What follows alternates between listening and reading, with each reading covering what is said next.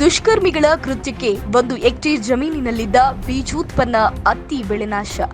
ರೈತ ಕಂಗಾಲು. ಪಟ್ಟನಾಯಕನಹಳ್ಳಿ ನೀರಿಗೆ ಕಳೆನಾಶಕ ಬೆರೆಸಿ ದುಷ್ಕರ್ಮಿಗಳು 1 ಹೆಕ್ಟೇರ್ ಜಮೀನಿನಲ್ಲಿ ಬೆಳೆದು ನಿಂತಿದ್ದ ಬೀಜೋತ್ಪನ್ನ ಹತ್ತಿ ಬೆಳೆ ನಾಶ. ರೈತ ಚಂದ್ರಪ್ಪನಿಗೆ ಲಕ್ಷಾಂತರ ರೂಪಾಯಿ ನಷ್ಟ. ಶಿರಾ ತಾಲೂಕಿನ ಹೆಂದೋರೆ ಗ್ರಾಮ ಪಂಚಾಯಿತಿ ವ್ಯಾಪ್ತಿಯ ವೀರಾಪುರ ಗ್ರಾಮದ ರೈತ ದಂಪತಿಗಳಾದ ಚಂದ್ರಪ್ಪ ಮತ್ತು ಜಯಲಕ್ಷ್ಮಿ ಕಳೆದ 4 ತಿಂಗಳ ಹಿಂದೆ 1 ಹೆಕ್ಟೇರ್ ನೀರಾವರಿ ಜಮೀನಿನಲ್ಲಿ ಬೀಜೋತ್ಪನ್ನ ಹತ್ತಿ ಬಿತ್ತನೆ ಮಾಡಿದ್ದರು.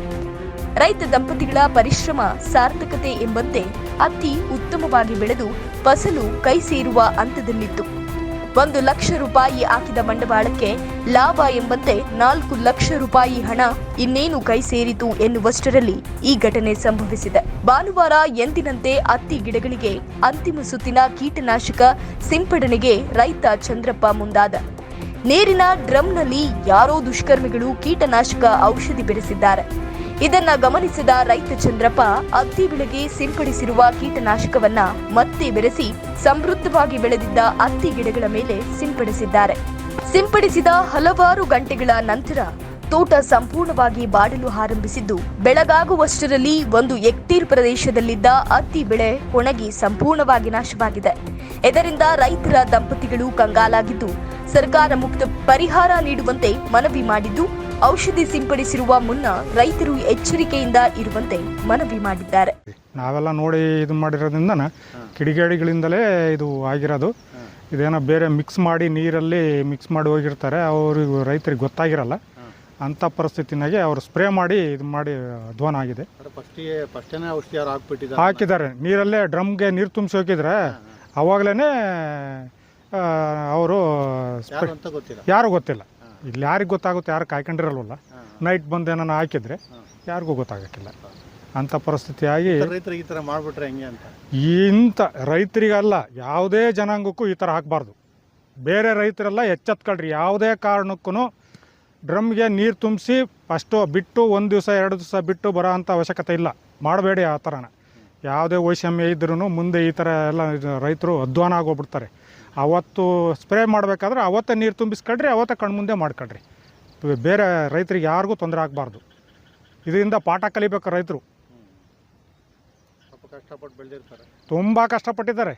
ಅದಕ್ಕೆ ಇಳ್ಳು ಆಗಲೂ ಕಷ್ಟಪಟ್ಟವ್ರೆ ಅನ್ಬೇಡ, ಆ ವ್ಯತೆ ಬೇರೆ ಮಾಡೋಕ್ಕಾಗಲ್ಲ. ಈ ಥರ ಆಗ್ಬಿಟ್ರೆ ಅದಕ್ಕೋಸ್ಕರನೇ ನಾವು ತೋಟಗಾರಿಕೆ ಇಲಾಖೆಯವ್ರಿಗೆ ಕೇಳ್ತಾ ಇದ್ದೀವಿ, ದಯವಿಟ್ಟು ಇದನ್ನೊಂದು ಸ್ವಲ್ಪ ಗಮನ ಹರಿಸಿ ಈ ಕಡೆ ನೋಡಿ. ಒಂದು ಸಾರಿ ಪ್ಲಾಟಿಗೆ ಬಂದು ನೋಡಿರಿ, ಅದರ ಲಾಸು ಏನಾಗುತ್ತೆ. ಅಟ್ಲೀಸ್ಟ್ ಆ ರೈತನಿಗೆ ಒಂದು ತೃಪ್ತಿಯಾದ ಒಂದು ಇದನ್ನು ಒಳ್ಳೆ ಮಾತು ಹೇಳಿ ಅವ್ರಿಗೇನಾದರೂ ಇಲಾಖೆಯಿಂದ ಬರ್ತಕ್ಕಂಥದ್ದು ಏನಾದರೂ ಇದ್ದರೆ ದಯವಿಟ್ಟು ಮಾಡಿಕೊಡ್ರಿ ಅಂತ ಕೇಳ್ಕೊಡ್ತೀನಿ. ಚಂದ್ರಪ್ಪರೇ, ಈಗ ಈ ಥರ ಆಗೋಕ್ಕೆ ಏನು ಕಾರಣ ಆಯಿತು, ಯಾವ ಥರ ಆಯಿತು ಅಂತ ಅನಿಸುತ್ತೆ ನಿಮಗೆ? ನಾನು ಈಗ 4-5 ವರ್ಷದಿಂದನ ಡ್ರಮ್ಮಿಗೆ ನೀರಿಡ್ತಿದ್ದೆ. ನೀರಿಟ್ಟಾನು ನಾನೇನು ಈ ಥರ ವಿಷಯ ಆಗ್ತಾರೆ ಎಂಬುದು ನನಗೆ ಗೊತ್ತಿರಲಿಲ್ಲ. ಆಗ ನಾನೇ ಮಾಡಿಬಿಟ್ಟೆ, ನನ್ನ ಮಾಮೂಲಿ ತಂದೆ ಔಷಧಿ ಒಯ್ದೆ.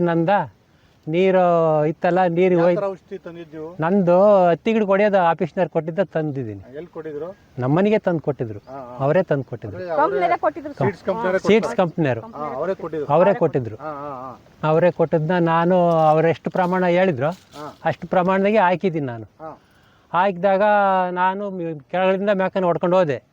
ಮ್ಯಾಕ್ ಹೋಗಿ ಕೆಳಗಡೆಲ್ಲ ಜುಟ್ಟು ಅಲ್ಲಿ ನಿಂತ್ಕೊಂಡ್ಬಿಡ್ತು. ಜುಟ್ಟು ಅಲ್ಲಿ ನಿಂತ್ಕೊಂಡಾಗ ನಾನೇ ಮಾಡಿದೆ, ಅವನಿಗೆ ಕಂಪ್ನಿಯವ್ರಿಗೆ ಅವ್ರಿಗೆ ಕೊಟ್ಟವ್ರಿಗೆ ಫೋನ್ ಮಾಡಿದೆ.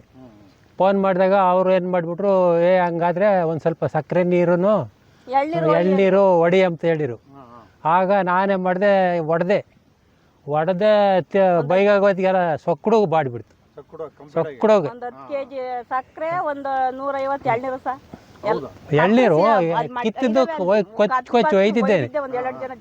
ಎಲ್ಲ ಬಂದ್ಬಿಟ್ರು ನಮ್ಮವರೆಲ್ಲ ಬಂದು ಹೊಡೆದ್ರು ಏನು ಪ್ರಯೋಜನ ಆಗಲಿಲ್ಲ. ಸುಳಿಗನ ಇತ್ತು ಸಹ, ಕಾಯಿ ಎಲ್ಲ ಮನಿಕೊಂಡ್ಬಿಡ್ತು, ಎಲ್ಲ ಉದುರು ಹೋಗ್ಬಿಟ್ಟೈತಿ. ಯಾರು ನನಗೆ ಯಾರ ಮೇಲೂ ಅನುಮಾನ ಇಲ್ಲ. ನಾವು ಯಾರಂತ ಹೇಳಕ್ಕಾಗಲ್ಲ. ನಮ್ಗಾಗಿದ್ದ ಪರಿಸ್ಥಿತಿ ಇನ್ನೊಬ್ರಿಗೆ ಆಗ್ಬಾರ್ದು ಅಷ್ಟೇ ನಾವು ಬೇಡ್ತಿರೋದು. ಎಷ್ಟು ಬಂಡವಾಳ ಹಾಕಿದ್ರಕ್ಕ ಇದಕ್ಕೆ? 1 ಲಕ್ಷ ಖರ್ಚು ಮಾಡಿದ್ದೀವಿ. ಎಷ್ಟು ಹಾಕಿದ್ರಕ್ಕ? ಎಷ್ಟು ಬಂಡವಾಳ ಹಾಕಿದ್ರೆ ನಿಮ್ಮ ಮನಸ್ಸಿಗೆ ಪ್ರಕಾರ? 1 ಲಕ್ಷ ಸಹ. ನೀವು ಬಂದಿದ್ರೆ ಬಂದಿದ್ರೆ 3.5-4 ಲಕ್ಷ ಬರೋದು. ಇದನ್ನೇನು ಹೆಚ್ಕೊಂಡಿದ್ರಿ ಇದನ್ನೇ ಹೆಚ್ಕೊಂಡಿದ್ದು ನಾವು ಮಾಡ್ತಿರೋದು, ಬಿಟ್ಬಿಟ್ಟು ಇನ್ನೇನು ನಮ್ದು ಏನು ಬೆಳೆ ಮಾಡಿಲ್ಲ. ಅದೇ ಏನ್ ಮಾಡ್ಬೇಕು, ವಿಷ ಕುಡಿಬೇಕು. ಯಾರು ಅಂತ ಗೊತ್ತಿಲ್ಲ ನಿಮ್ಗೆ? ಗೊತ್ತಿಲ್ಲ ಸರ್ ನಮ್ಗೆ. ನೀವ್ ಅದೇನ್ ಪರಿಹಾರಕ್ಕೆ ಹೇಳ್ತೀರಾ ಹೇಳ್ರಿ. ಯಾರಾದ್ರೂ ತೋಟಗಾರಿಕೆ ಇಲಾಖೆಯವ್ರು ಬಂದಿದ್ರಾ? ಆ ಕಂಪ್ನಿಯವ್ರು ಏನಂತಾರೆ? ಕಂಪ್ನಿಯವರು ಹೇಳಿರು. ಹಾ ಇದು ಅವ್ರು ಹೇಳ್ದಾಗ್ಲೇ ನಮ್ಗೆ ಅರ್ಥವಾಗಿದ್ದು, ನಮಗೆ ಗೊತ್ತಾಗಿರ್ಲಿಲ್ಲ. ಹಾ ಯಾರನ್ನ ಕಳೆನಾಶಕ ಹಾಕ್ಬಿಟ್ಟವ್ರೆ ಅಂತ ಅಂಬೋದಕ್ಕೆ ನಾವೆಲ್ಲ ಮೆಟೀರಿಯಲ್ಸ್ ಹಾಕಿವಿ. ಹಾ ಹಾ ಮೆಟೀರಿಯಲ್ಸ್ ಹಾಕಿ ಹೊಡೆದ್ರು, ಆದ್ರೂ ಏನೋ ಪ್ರಯೋಜನ ಆಗಿಲ್ಲ. ಏನು ಪ್ರಯೋಜನ ಇದು ಕೇವಲ ಎಷ್ಟು ಗಂಟೆಯಲ್ಲಿ ಈ ತರ ಆಗ್ಬಿಟ್ಟಿದ್ದು? ಒಂದು 3 ಗಂಟೆ ಒಳಗೆಲ್ಲ ಬರ್ನು. ಹಾ ಬೆಳಿಗ್ಗೆ 9 ಗಂಟೆಗೆ ನಿನ್ನೆ ಸ್ಟಾರ್ಟ್ ಆಗಿತ್ತಾ ಬೈಗಿಂದ, ಬೆಳಿಗ್ಗೆನೆ ಸ್ವಲ್ಪ ಕಾಣ್ತು. ಹಾಗೆ ಮಾಡಿ ಅವ್ರಿಗೆ ಫೋನ್ ಹಾಕೋತ್ತಿಗೆ ಅವ್ರೇನು ಹೇಳಿರು, ಸ್ವಲ್ಪ ಎಳ್ನೀರು ಸಕ್ಕರೆ ಹಾಕಿ ಹೊಡೀರಿ ಕೂಲ್ ಆಗುತ್ತೆ.